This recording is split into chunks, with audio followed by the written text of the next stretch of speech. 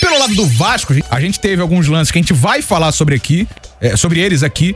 Mas assim, problema já pro clássico de domingo, né? Porque o João Vitor recebeu o terceiro amarelo. Nossa, ainda tem isso. E até gerou uma confusão, porque não tava no material de divulgação do Vasco, mas tava nas nossas anotações. João Vitor tava pendurado pro jogo de ontem.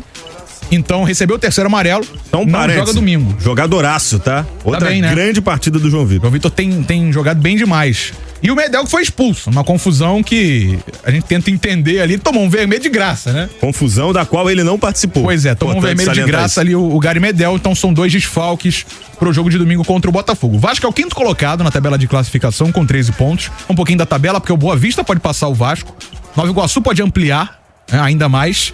E a Portuguesa, dependendo do resultado, se golear o Audax, pode ultrapassar o Vasco também na tabela de classificação do Campeonato Carioca. Mas aí, antes de falar dos lances, que aí já envolvem Fluminense e Vasco, eu vou ler a nota oficial, que eu não sei se você que tá acompanhando leu, pelo menos algumas partes dela que são importantes. É revoltante, em caps lock, presenciar mais um espetáculo manchado por mais uma arbitragem pela 4ª vez consecutiva, no mínimo de baixíssima qualidade e questionável.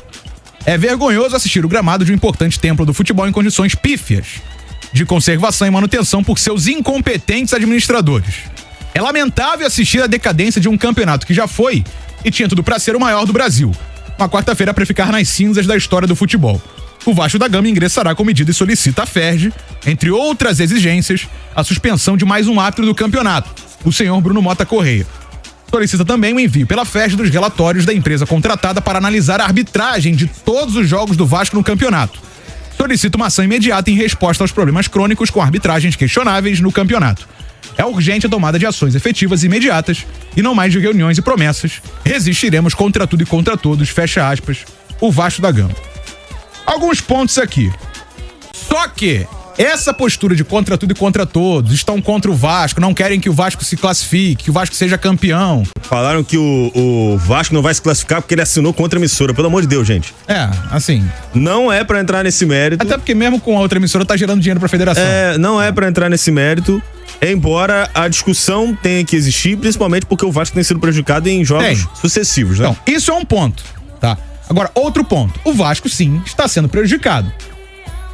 Aí você levantar suspeita de complô, aí, assim, a gente não tem informação, eu não posso vir aqui no microfone e me responsabilizar em falar um negócio desse ou corroborar com esse tipo de posição. Não consigo corroborar com isso, tá? E queria destacar que nós, enquanto jornalistas, não podemos jamais falar nada enquanto não houverem provas. Exatamente. Então, assim, a gente conversa com pessoas e tal, não há indícios, pelo menos até onde a gente sabe. Óbvio, se surge um áudio aí de WhatsApp, uma ligação, mas assim, gente, pelo amor de Deus. A própria FERJ tem atendido os desejos do Vasco. Tanto que já suspendeu 2 árbitros e tudo indica que o Bruno Mota também vai entrar nesse... Daqui a pouco não tem mais juiz pra apitar jogo. Esse é outro problema. Ficar suspendendo todo mundo. Mas a FERJ colocou VAR nos jogos contra os pequenos, que foi uma solicitação do Vasco.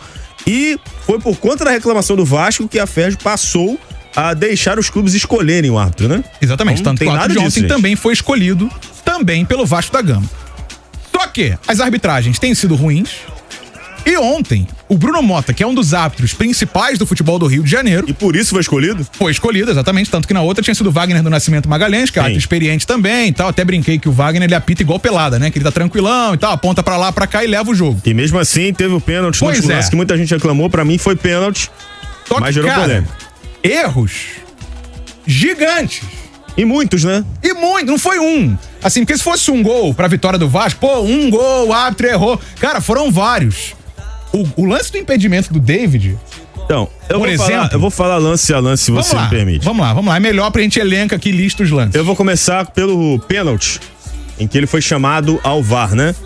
Sim. Se existisse uma regra, Vitor Costa, essa regra diria que foi pênalti. Só que a gente não tem que analisar... primeiro tempo. Não, do Germancano. Do Germancano, da barreira. Isso. Só que a gente tem que analisar também foi pênalti. O que diz a regra e não o que eu penso. Tá. Vamos analisar a regra. O que diz a regra?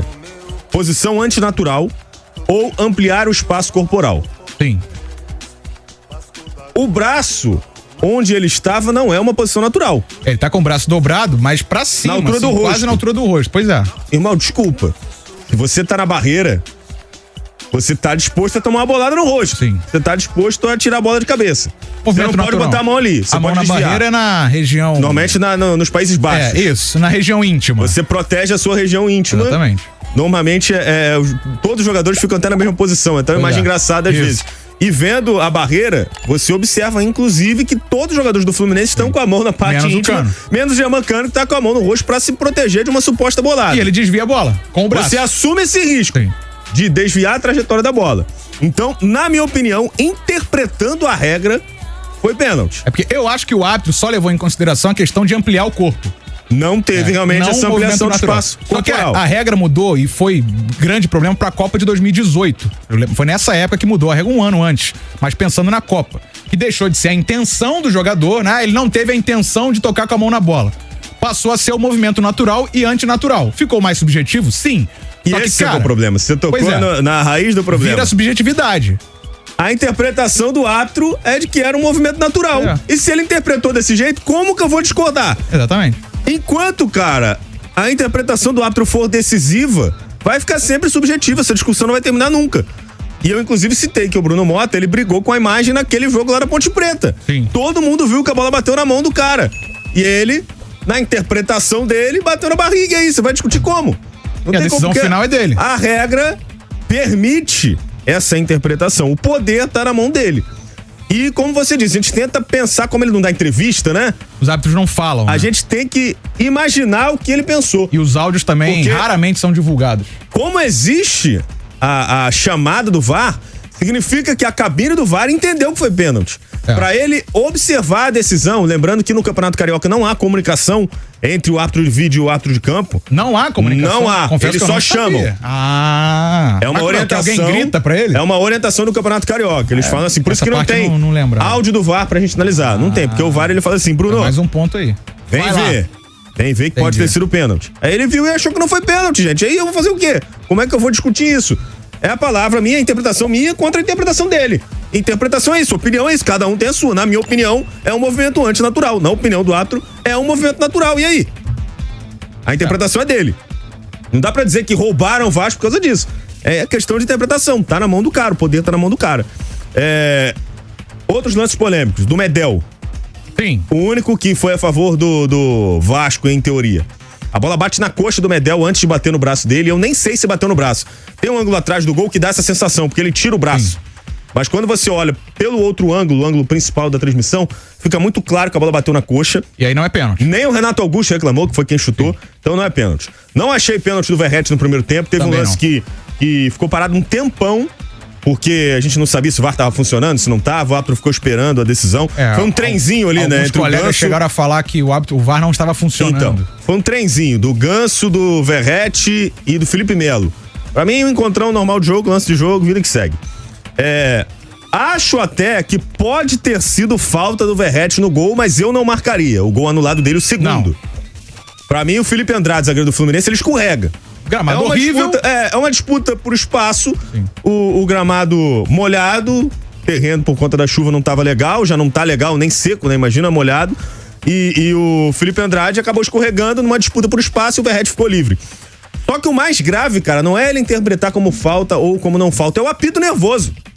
O Felipe Andrade mal caiu, ele já tava apitando. Então, esse é outro ponto que a gente até falava antes do programa. O que está acontecendo com os árbitros do Rio de Janeiro? A pressão é tão grande assim porque, o Bruno Mota não é árbitro de elite da CBF, mas é um cara que apita a Série A de Campeonato Brasileiro, que é o principal produto de futebol que nós temos no país. Sim. Apitou acho que 9 jogos ano passado. Não é pouca coisa. É quase um quarto do campeonato. Um quarto do campeonato ele apitou quase. Apitou clássico ano passado, apitou jogos decisivos das divisões inferiores do Rio. E assim, é um cara experiente. É um cara que, mesmo sendo jovem, tem experiência já como árbitro. Estava muito nervoso. Não sei se é a orientação que não tá tendo ou que tá tendo em excesso, uma pressão colocada em cima dele. É uma pressão que vem de outros jogos e que cai em cima do cara que vai apitar esse jogo. Cara, que nervosismo é esse, cara? Pra um jogo, tudo bem, é um clássico, mas de 8ª rodada de Campeonato Carioca, pô. Mas tudo que aconteceu nos últimos jogos, inclusive em jogos do Vasco, o árbitro chega pra apitar um jogo do Vasco extremamente pressionado. Vamos seguir nos lances? Vamos. Pra mim, o maior absurdo do jogo, eu falei do apito nervoso, né? Pra concluir o assunto gol anulado do Verratti. Tá. Ele apitou antes da jogada terminar. Ele poderia ter esperado a conclusão, a definição. É uma orientação pra jogos com VAR. Porque aí, se a cabine do VAR entendesse que não foi falta, ia chamar ele e ele poderia cancelar e validar o gol. Ele apitou antes de um lance extremamente duvidoso. Não esperou o lance concluir. E ele tava com um apito nervoso o jogo inteiro. Tem uma falta que ele dá do Verratti, acho que no Martinelli, que é um absurdo, no Diogo Barbosa, que é um absurdo. O Verratti chuta a bola bate no Diogo Barbosa, o Diogo Barbosa cai e ele dá falta. Ele passou o jogo inteiro fazendo isso, picotando o jogo, porque é mais fácil, né? Você marcar muitas faltas, você vai minando o jogo acaba passando mais rápido, digamos assim. O Vasco reclamou de um pênalti em cima do Paulo Henrique, que pra mim também não aconteceu no primeiro tempo. E o lance mais grave pra mim é o das expulsões. Primeiro porque o André deveria ter sido expulso. Quem gera a confusão é o André, ele já tinha cartão amarelo. E ele dá uma peitada, um tranco no Zé Gabriel sem nenhum motivo. Aí ele apontou pro Thiago Santos e pro Medel. Absolutamente do nada, o André dá uma peitada no Zé Gabriel. E ele já tinha cartão amarelo. O Paulo Henrique reclama do André, né? Sim, é ele quem provoca a confusão. Por que o VAR não chamou? Não pode. É lance de segundo cartão amarelo, sim. O VAR só chama em lance de agressão pra uma expulsão. E aí rola aquela confusão, aquele tumulto, e o Bruno Mota simplesmente não consegue controlar o tumulto. E aí o que ele faz? Quem são os dois caras aí, os caras que são conhecidos como o pitbull aí dos times? Medel e Thiago Santos. Foi expulsar os dois. Os caras não fizeram nada, pô. Nem o Medel, nem o Thiago Santos. Aí você tira o Medel do jogo e tira ele do clássico contra o Botafogo no final de semana sem ele ter feito absolutamente nada.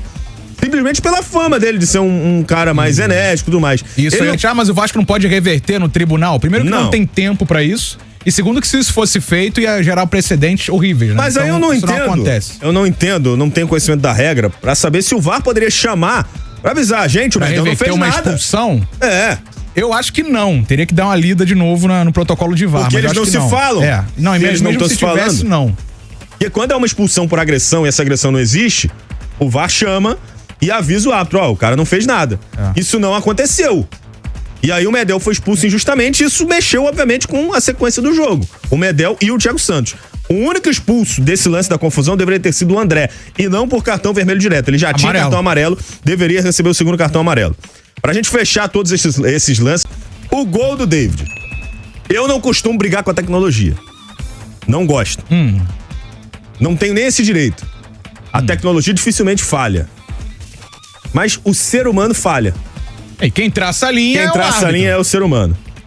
Eu acho que de vídeo, no caso, deveria ser mais transparente essa definição ou não do impedimento. No Campeonato Brasileiro hoje, a gente já consegue ver a linha sendo traçada em tempo real. Ao vivo.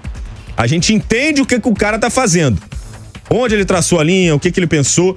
Pela imagem que foi divulgada, eu não consigo ter certeza do que aconteceu. Se ele traçou a linha no Google, se ele traçou a linha no meio campo. E outra coisa, primeiro, até na hora que a bola sai do Paulo Henrique, ficou a dúvida se a bola ainda tava tocando o Paulo Henrique. Então, até o frame foi difícil de achar. O David, ele tá com os dois pés atrás da linha do meio campo, mas ele tá com o tronco inclinado. E a imagem não é clara, porque ela é muito distante. E o ângulo não é legal. É muito distante, o ângulo tá torto, então eu não consigo saber se o David tinha passado ou não do meio campo com o tronco. Então, se ele passou do meio campo com o tronco, a linha tem que ser traçada no tronco dele e no Guga. Se ele estava atrás da linha do meio campo, você deveria traçar uma linha ali do meio campo com o David pra saber se ele estava atrás ou se ele estava à frente. Se ele veio de trás, o gol era legal, independentemente da posição do Guga. Eu não consigo dizer se tá impedido ou se não tava, olho não é impossível. E por isso eu acho que deveria ter uma transparência, né? Pra gente entender o que o árbitro na cabine do VAR fez pra chegar à conclusão de que esse impedimento aconteceu. Mas você sabe qual é o problema? Só pra fechar o raciocínio. O Vasco, ele se sente prejudicado, nota oficial, reclamação justa. Botafogo se sente prejudicado, nota oficial, reclamação justa, como foi no passado no Campeonato Brasileiro. O que esses clubes, e eu coloco todos no mesmo bolo, fizeram pra melhorar a arbitragem do futebol brasileiro nos últimos anos? Então, essa é outra discussão legal também, porque assim, a gente teve ano passado Botafogo e Vasco, foi o Yuri Elino, que foi o que vazaram foto. Porque ele torcia pelo time tal. Como estão fazendo de novo com o Bruno Mota. O Bruno Mota era tricolor. E eu nem sei se é a mesma pessoa da foto. O Rossi, numa tremenda irresponsabilidade, divulgou a foto do cara. Divulgou essa foto na rede social dele. Um absurdo. Eu não tenho certeza se é o mesmo cara na foto. E se fosse, todo mundo tem um time, gente. Claro, assim, aí é outro ponto. Que não é porque, mesmo se, vamos dizer que o Bruno Mota seja tricolor, por causa disso, ele vai prejudicar o Vasco. Profissional, gente. Ele é profissional. Assim, aí esse é o tipo de coisa. Acho que ele ia manchar a carreira dele toda pro Fluminense, que é um jogo da 8ª rodada do Carioca. Quando a gente tem esse tipo de postura, primeiro da não união deles, dos clubes. É utópico pensar isso. Claro, mas quando você não tem um mínimo de união, um mínimo de conversa. Fluminense e Vasco não conversam em nada, por exemplo. Então, você não tem primeiro lado de Maracanã, é discussão nesse nível. isso vai pra arbitragem. Ah, porque a arbitragem, no mínimo, lances duvidosos, lances escandalosos. Cara, o que você tá levantando? Com uma nota oficial, você levanta a suspeita. Ou você levanta a possibilidade de suspeitar de que o árbitro teria prejudicado intencionalmente. Cara, olha o precedente que você tá abrindo pra que acusem o árbitro e depois acusem outro. Jogador, cara, no perfil oficial dele, compartilha foto de árbitro. Uma foto que ele recebeu no Zap. Peraí, gente. Foto de Zap. Peraí, isso é um absurdo, gente. Pois é o que você falou. Você não contribui em nada com a melhoria da arbitragem. E o detalhe, qual investimento foi feito por parte dos clubes, das federações, da CBF, pra melhorar a arbitragem? Enquanto isso não acontecer, enquanto nós não formarmos novos árbitros, vamos continuar colocando um monte de juízes na geladeira e daqui a pouco não tem mais ninguém pra apitar o jogo. Mas você seria o terceiro consecutivo envolvendo o jogo do Vasco, por exemplo. Então é só isso que eu peço, um pouquinho de união, senão a gente vai continuar nessa mesma toada.